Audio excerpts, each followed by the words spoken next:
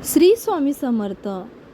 तुम्हाला स्वामींची साथ हवी असेल तर मग या 7 गोष्टी ज्या नेहमी लक्षात ठेवा. घरातील अन्न कधीही फेकून देऊ नका. पुण्य मिळेल. घरामध्ये नेहमी स्वच्छता ठेवा. लक्ष्मी घरात वास करेल. देवांचा नैवेद्य प्रसाद हा कोणीही खाऊ नये. कारण नमस्कार मित्रमैत्रिणींनो, प्रत्येकजण आजचा माणूस हा स्वतःच्या परिवारासाठी आणि फक्त स्वतःच्या कुटुंबासाठी परमेश्वराकडे काही ना काहीतरी मागत असतो. तसेच अनेक प्रकारची व्रत करत असतो आणि धनसंपत्ती, वैभव, पैसा, आरोग्य, सुखसमाधान मिळवण्यासाठी परमेश्वराचा धावा करत असतो. अशा कितीतरी व्यक्ती आहेत ज्या परमेश्वराची भक्ती कमी आणि मागणी जास्त करत असतात. अशा व्यक्ती, देवा माझे भले कर, देवा माझ्या कुटुंबाला, मला आणि माझ्या मुलांना कोणाचेही दुष्ट लागू नको, असे मागणं परमेश्वराकडे मागत असतात. ताईंनो, तर पाहूया त्या 7 कोणत्या गोष्टी आहेत ज्या आपण जीवनमध्ये लक्ष ठेवायला हव्यात. आपल्या मनात परमेश्वराची भक्ती ही नेहमी निस्वार्थी असावी. कारण कुठलीही अपेक्षा ठेवून केलेली भक्ती ही फळाला येत नाही. ती फळ नाही देत. आपण पाहतो अनेक संत होऊन गेले आणि त्यांचे आजही नाव आहे. त्यांची भक्ती ही निस्वार्थ होती आणि त्यांनी स्वतःसाठी कधीच काही मागितले नाही. तसेच त्या महान संतांनी स्वतःच्या परिवारासाठी देखील काहीच मागितले नाही.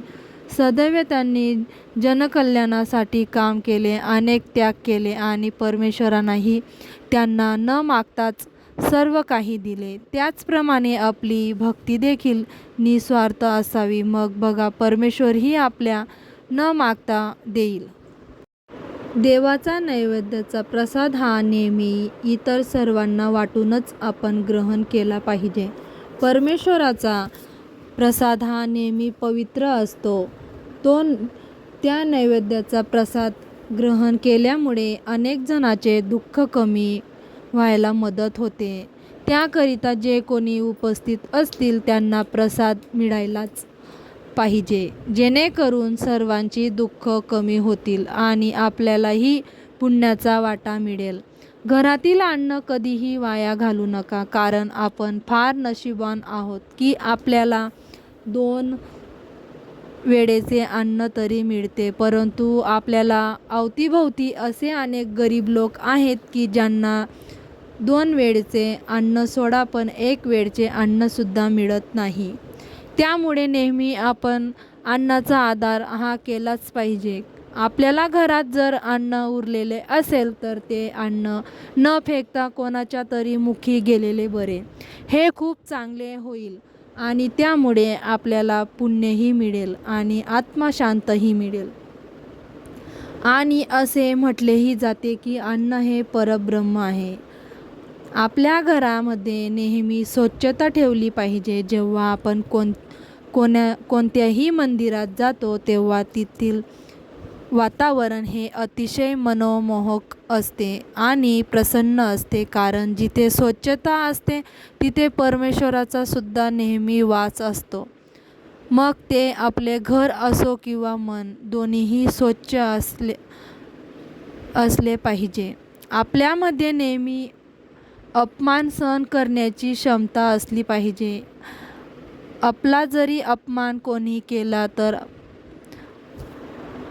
बदलण्याची तयारी ठेवा आणि ज्या वेळेस आपण स्वतःला बदलू न त्यावेळेस आपले आयुष्य देखील बदलेल. आपण बोलताना नेहमी आपल्या जिभेवर नियंत्रण ठेवायला हवे. बरीच माणसं अशी असतात समाजात जी बोलताना विचार नाही करत, बरेच काही वाईट शब्दांचे उच्चार करतात. तसेच कुठलेही विचार न करता कोणालाही सहजरित्या काहीही बोलून जातात. परंतु ज्यांच्यामुळे समोरच्या व्यक्तीला किती त्रास होतो हे त्यांना कळत नाही. ते म्हणतात ना, धनुष्यबाणापेक्षाही माणसाचे बोललेले शब्द हे फार तीक्ष्ण असतात. म्हणून काहीही बोलण्या अगोदर आपण 10 वेळा विचार केलाच पाहिजे, मग बोललेले पाहिजे आणि कोणालाही दुःख होता कामा नये. परमेश्वराला कधीही दोष देऊ नका. अनेक व्यक्ती अशा असतात, जर त्यांचे काही वाईट झाले की ते परमेश्वराला दोष देतात, परंतु परमेश्वर कोणाचेही वाईट करत नाही. ज्याप्रमाणे आपले आई वडील आपल्याला मुलांचे कधीच वाईट करत नाही, परमेश्वरसुद्धा आपल्या आई वडिलांचे मातापिता आहेत. मग देव आपल्या मुलांचे का वाईट करेल? उलट परमेश्वराला प्रेमाने साथ घालून बघा, परमेश्वर तुमच्या मदतीला नक्की धावून येईल. म्हणून श्री स्वामी समर्थ म्हणतात की भिवू नकोस, मी तुझ्या पाठीशी आहे. अशा प्रकारे या 7 गोष्टी आपण आपल्या जीवनामध्ये लक्षात ठेवा. व्हिडिओ आवडल्यास लाईक करा, सबस्क्राईब करा. धन्यवाद.